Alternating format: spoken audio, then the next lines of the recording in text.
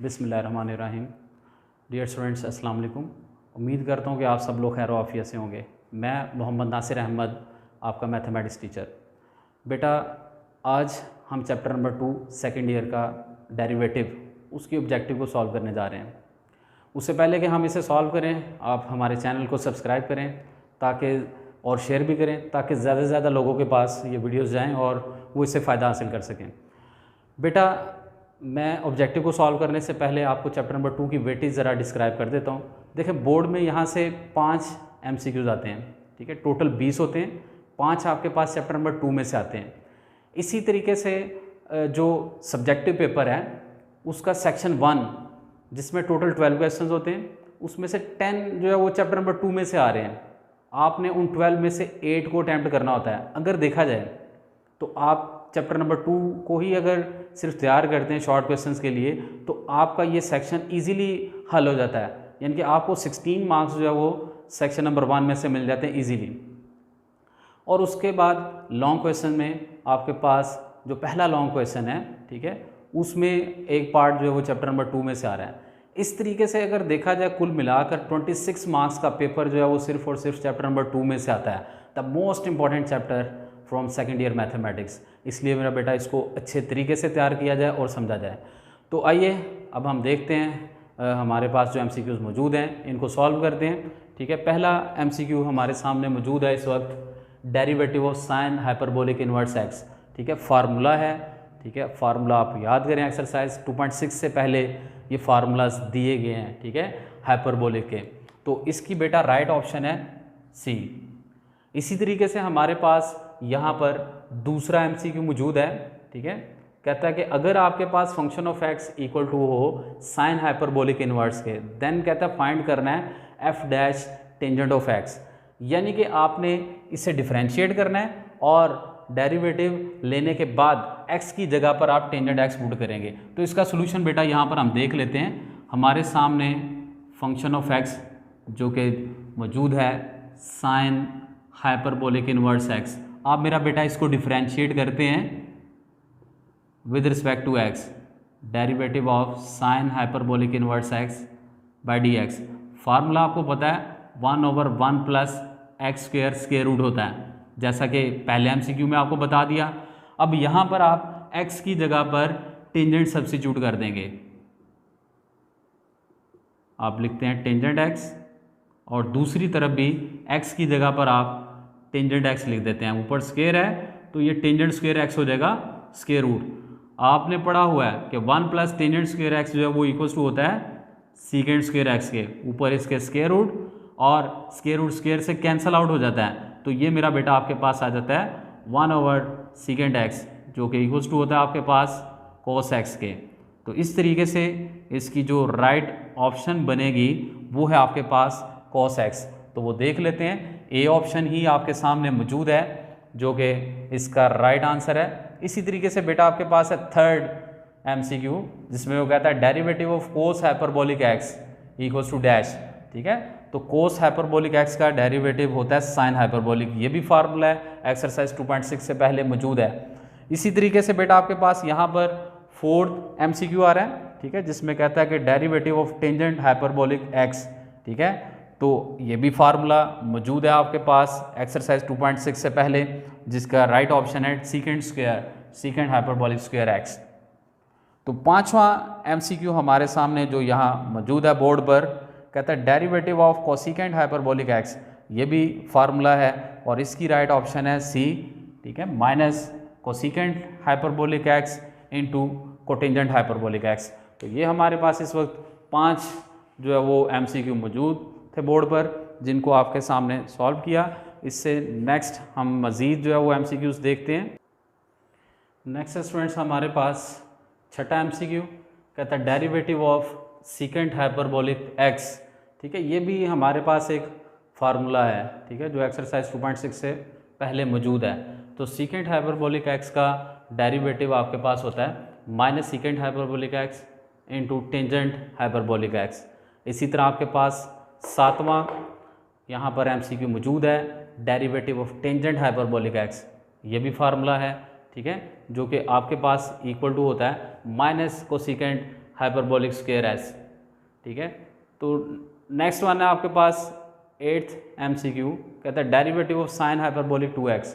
देखो साइन का तो हो जाएगा आपके पास कोस हाइपरबोलिक 2x, फर्दर ये जो 2x है इसका डेरिवेटिव होगा 2 और वो उसके साथ मल्टीप्लाई होगा, यानी कि आपके पास इसका जो राइट ऑप्शन बनेगी वो 2 cos हाइपरबोलिक 2x, जो कि आपके पास ए ऑप्शन मौजूद है। इसी तरह 9-1 आपके पास MCQ मौजूद है, कहता है derivative of tangent hyperbolic inverse x।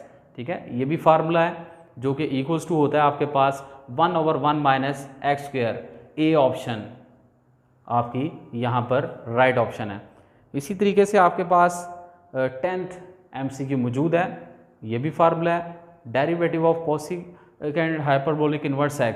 ठीक है, जो कि आपके पास इक्वल्स टू होता है -1/x मॉडलेस 1 + x स्क्वायर, यानी कि इसकी जो राइट ऑप्शन बनेगी वो आपके पास बी है।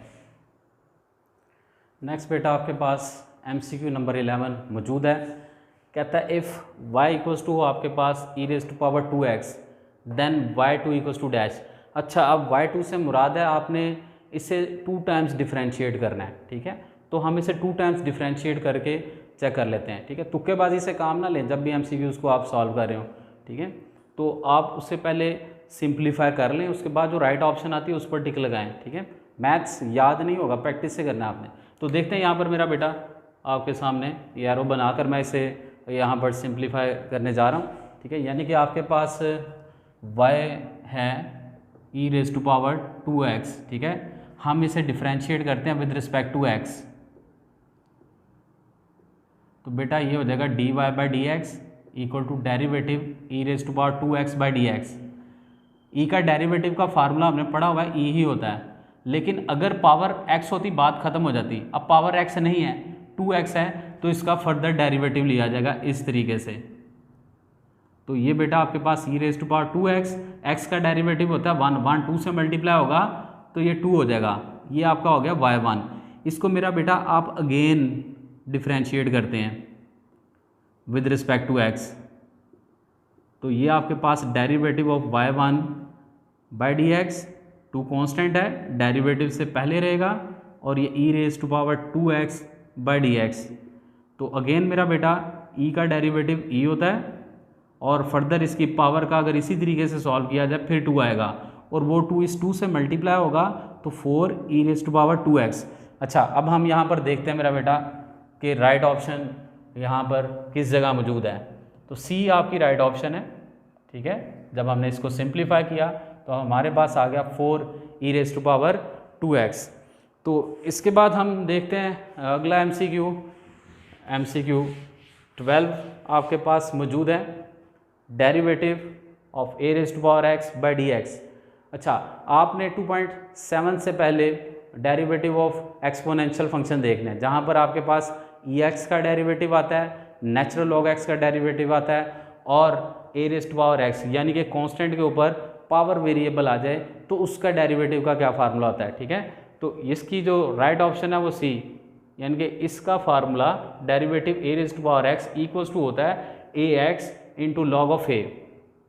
इसी के मुताबिक हम 13 जो हमारा MCQ है, ठीक है, इसी फार्मूला से उसको हल किया गया। यहाँ पर देखते हैं हम, कहते हैं डेरिवेटिव ऑफ 3⁻³ है आपके पास, इसको आपने सिंप्लीफाई करके बताना है कि यहाँ पर इसकी राइट ऑप्शन क्या होगी। तो उसके लिए मेरा बेटा इसे हम पहले सिंप्लीफाई कर लेते हैं। ठीक है, रफ शीट के ऊपर। तो डेरिवेटिव है हमारे पास 3⁻³ हमें अगर 12 MCQ याद है तो उसमें फार्मूला है ax log a, यानी कि यहाँ पर a की जगह पर 3 आ रहा है। ठीक है, पहले तो इस फंक्शन को एज इट इज़ लिखेंगे 3⁻³ देन आप लिखेंगे log ऑफ 3। अच्छा, अब अगर ये खाली x होता तो बात ख़त्म हो गई थी, लेकिन ये तो आपके पास 3x है, तो इस 3x का बेटा फर्दर डेरिवेटिव लेंगे तो वो 3 हो जाएगा, यानी कि 3⁻³ इंटू 3 log 3। हमने 9th क्लास में लॉज ऑफ लॉगरिथम पढ़े हैं, उसमें बात पड़ी थी कि अगर log से पहले कोई वैल्यू आ जाती है तो वो उस वैल्यू के ऊपर पावर बन जाएगी, यानी कि ये 3 इस 3 के ऊपर पावर बन जाएगा। तो 3⁻³ into log 3 raise to power 3। 3 की पावर 3 से मुराद है 3 को आपने 3 टाइम्स जो है वो मल्टीप्लाई करना है, तो देन आपके पास 3 रेज़ टू पावर 3x और ये हो जाता है आपके पास 27, यानी कि इसकी राइट ऑप्शन बनती है आपके पास 3 raise to power 3x log 27। अब यहाँ पर हम सर्च कर लेते हैं कि हमारे पास ऐसी ऑप्शन कहाँ मौजूद है, C 3 raise to power 3x और log 27। उसके बाद बेटे आपके पास है 14th MCQ, कहता है कि अगर y equals to sine x के देन ये ऑप्शन है y4 is not equals to y, y4 is equals to y, y4 is equal to y1 और डी ऑप्शन है y4 is equal to y2। यानी कि आपने इस साइन फंक्शन को 4 टाइम्स डिफ्रेंशिएट करना है, देन आपके पास आएगा y4 और फिर पता चलेगा कि क्या वो y के इक्वल है या y1 के इक्वल है या y2 के इक्वल है। ठीक है, तो उसके लिए भी इसे हमें डिफ्रेंशिएट करना पड़ेगा, तो हम रफ शीट पर इसे भी बेटा डिफ्रेंशिएट कर लेते हैं। y आपके पास है sine X, first derivative y1 direct ही कर लेते हैं हम, साइन का डेरिवेटिव होता है कॉस, y2 सेकेंड डेरिवेटिव, कोस का डेरिवेटिव होता है माइनस साइन, y3 फिर साइन का डेरिवेटिव हो गया कॉस, y4 एक माइनस ये बाहर है, एक इसके फार्मूले का माइनस साइन एक्स, दोनों माइनस मिलकर पॉजिटिव हो जाते हैं साइन एक्स, y4। ठीक है, अब देखिए साइन एक्स जो है वो y के इक्वल था, यानी कि y4 is equal to y। अब आपने यहाँ पर देखना है y4 इक्वल्स टू y। ठीक है, तो आपकी option B y4 equals to y ये आपकी राइट ऑप्शन होगी। उसके बाद मेरा बेटा 15 MCQ हमारे सामने मौजूद है इस वक्त, कहता है y equals to e raise to power minus ax, then कहता है d2y by D x square. ये भी सेकंड डेरिवेटिव की नोटेशन है, सेकंड डेरिवेटिव को इससे भी डिनोट किया जाता है। तो कहता है आपके सामने 4 ऑप्शंस मौजूद हैं, राइट ऑप्शन बतानी है, तो तुक्केबाजी से नहीं करेंगे, हम इसे सिंप्लीफाई करते हैं ताकि हमारे सामने जो राइट ऑप्शन है वो आ सके। तो रफ शीट हमारे सामने मौजूद है, हम लेते हैं y इक्वल टू आपके पास E raise to power minus ax और इसको 2 टाइम्स डिफ्रेंशिएट करते हैं, first derivative dy by D X, derivative E raise to power minus ax by D X. अब ई का डेरिवेटिव ई होता है, फर्दर इसकी पावर का डेरिवेटिव आ जाएगा माइनस ए, तो ये था minus a e raise to power minus ax, पहला डेरिवेटिव हो गया। इसी को मेरा बेटा अगेन डिफ्रेंशिएट करते हैं तो वो d2y by D x square हो जाता है। ठीक है, अब यहाँ पर माइनस ए कॉन्स्टेंट है, आप डेरिवेटिव लेंगे e raise to power minus ax का, तो ये माइनस ए, अब यहाँ पर आपके पास E raise to power minus ax, तो ई का डेरिवेटिव तो हमने पढ़ा ई होता है, फर्दर अगर पावर खाली x होती तो बात ख़त्म हो जाती। अब पावर जो है खाली x नहीं है, माइनस ax है, तो इसका फर्दर डेरिवेटिव लेंगे जो कि आपके पास अगेन माइनस ए आ जाएगा। अब ये माइनस माइनस मिलकर प्लस और ए से मल्टीप्लाई होता है ए स्क्वायर। तो इस तरह से जो राइट ऑप्शन यहाँ बनती है आपके पास that is A square E raise to power minus ax, तो वो आपके पास है ऑप्शन नंबर डी। ठीक है, तो इस तरीके से हमने MCQ नंबर 11 से 15 तक MCQs देखे और उनको सिंप्लीफाई करके हमने जो है वो राइट ऑप्शन का इंतखाब किया। ये था बेटा हमारा MCQs का लेक्चर नंबर 1 चैप्टर नंबर 2 का सेकेंड ईयर मैथमेटिक्स। मेरी कोशिश रहेगी कि मैं इस चैप्टर के तमाम पॉसिबल MCQs जिनमें से बोर्ड में आपके पास MCQs आएँ उनको सॉल्व करूँगा आपके सामने। ठीक है, मेरी पूरी एफर्ट्स आप लोगों के साथ है और दुआएं कि अल्लाह ताला आप सबको जो है वो बोर्ड में मैथमेटिक्स में फुल मार्क्स दे।